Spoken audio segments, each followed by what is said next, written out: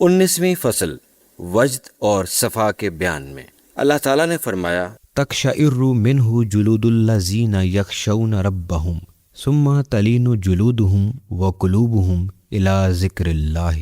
سورۃ الزمر آیت 23۔ اللہ کی آیات سن کر ان کے جسم پر رونگٹے کھڑے ہو جاتے ہیں، اور جو اللہ سے ڈرتے ہیں ان کے جسم اور دل نرم ہو کر اللہ کے ذکر کی طرف مائل ہو جاتے ہیں۔ اللہ تعالیٰ نے مزید فرمایا افمن شرح اللہ صدرہ للاسلام فہو علی نور من ربہ فویل للقاسیات قلوبہم من ذکر اللہ۔ سورۃ الزمر آیت 22۔ جس کا سینہ اللہ تعالیٰ نے اسلام کے لیے کھول دیا وہ اپنے رب کی طرف سے نور پر ہے، پس ان لوگوں کے لیے بربادی ہے جن کے دل ذکر اللہ سے غافل ہو گئے ہیں۔ حضور علیہ الصلاۃ والسلام نے فرمایا جذبۃ من جذبات الحق کی توازن عمل الثقلین، حق تعالیٰ کے جذبات میں سے ایک جذبہ دونوں جہان کے اعمال کے برابر ہے۔ نیز فرمایا من لا وجد لہ لا حیات لہ، جس میں وجد نہیں اس میں زندگی نہیں۔ حضرت جنید بغدادی رحمۃ اللہ علیہ فرماتے ہیں الوجد اذا صدف فی الباطن من اللہ تعالی یورث سرورا او حزنا، وجد جب اللہ تعالیٰ کی طرف سے باطن میں راہ پاتا ہے تو سرور یا غم پیدا کرنے کا باعث بنتا ہے۔ وجد دو طرح کا ہوتا ہے، جسمانی اور روحانی۔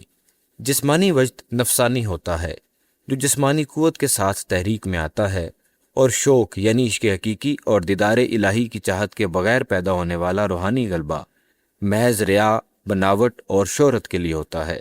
وجد کی یہ قسم بالکل باطل ہے کیونکہ اس کا اختیار کرنا غیر مغلوب اور غیر مسلوب ہے، اور اس قسم کے وجد کی موافقت جائز نہیں، نہ تو کسی باطنی شوق کے غلبہ سے ہوتا ہے اور نہ ہی جسم کے اختیار کے سلب ہونے سے ہوتا ہے۔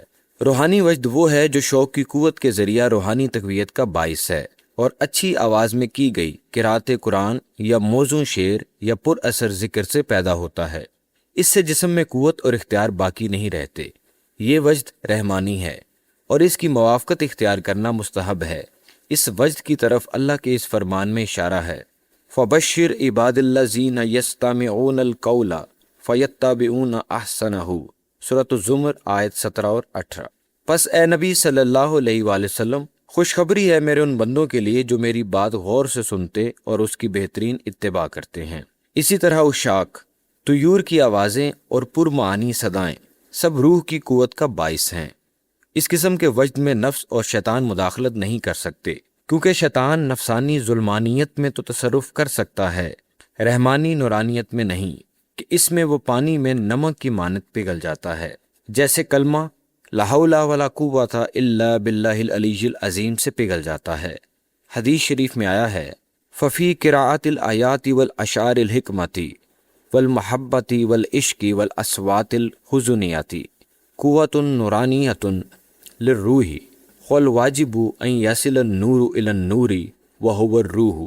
آیات کی قراءت، اشعار حکمت، محبت و عشق اور پردرد آوازیں روح کی نورانی قوت کا باعث ہیں، پس واجب ہے کہ ان کی تقویت سے نور یعنی روح سے ملے۔ اللہ تعالیٰ نے فرمایا وَالطَّیِّبَاتُ لِلطَّیِّبِینَ، سورہ نور آیت 26، اور پاکیزہ نفس پاکیزہ روح کے لیے ہے۔ اگر وجد شیطانی اور نفسانی ہو تو اس میں نور نہیں بلکہ ظلمت، کفر اور گمراہی ہوتی ہے۔ پس ظلمت یعنی نفس سے مل جاتی ہے اور اپنی ہم جنس سے ہی قوت پاتی ہے، جیسا کہ اللہ تعالیٰ نے فرمایا الخبیثات للخبیثین، سورۃ النور آیت 26۔ خبیث نفس خبیث روح کے لیے ہے۔ اس قسم کے وجد میں روح کے لیے ہرگز کوئی قوت نہیں۔ پس روحانی وجد میں دو طرح کی حرکات ہوتی ہیں، نوع اختیاری اور نوع اضطراری۔ اختیاری حرکات اس انسان کی حرکات کی مانند ہیں جس کے جسم میں نہ کوئی غم ہے نہ کوئی مرض اور بیماری۔ اس قسم کی سب حرکات غیر شرعی ہیں کیونکہ یہ انسان نفس کی خواہش کے تحت خود اختیار کرتا ہے۔ اضطراری حرکات وہ ہیں جو کسی دوسرے سبب مثلا قوت روح سے حاصل ہوتی ہیں اور نفس ان کے پیدا کرنے کی قوت نہیں رکھتا، کیونکہ یہ حرکات جسمانی حرکات پر غالب ہوتی ہیں۔ جیسے بخار کی حرکات جب غلبہ پاتی ہیں تو انسان ان حرکات کا متحمل ہونے سے عاجز آ جاتا ہے اور ان حرکات پر بے اختیار ہو جاتا ہے، مگر جب روحانی حرکات غالب آ جاتی ہیں تو وجد روحانی اور حقیقی ہو جاتا ہے۔ وجد اور سما وہ دو آلات ہیں جو عشاق اور عارفین کے دلوں کو متحرک رکھتے ہیں اور محبین کی غذا اور طالب کی باطنی قوت کا باعث ہیں۔ حضور اکرم صلی اللہ علیہ وآلہ وسلم نے فرمایا، ان السماء لقوم فرض ولقوم سنت ولقوم بدعۃ فالفرض للخواص والسنت للمحبین والبدعۃ للغافلین۔ بے شک سما بعض لوگوں کے لیے فرض، بعض لوگوں کے لیے سنت اور بعض لوگوں کے لیے بدعت ہے، پس یہ سما خواص کے لیے فرض، محبین کے لیے سنت اور غافلین کے لیے بدعت ہے۔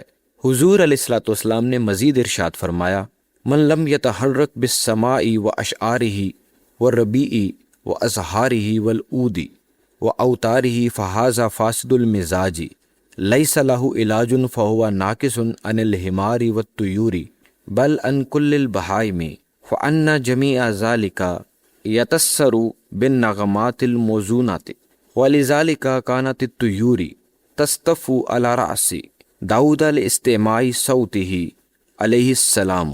جو شخص سما، اشعار، بہار اور اس کے شگوفوں، عود یعنی ساز موسیقی اور اس کی تاروں سے وجد میں نہیں آتا، وہ بد مزاج ہے اور اس کا کوئی علاج نہیں۔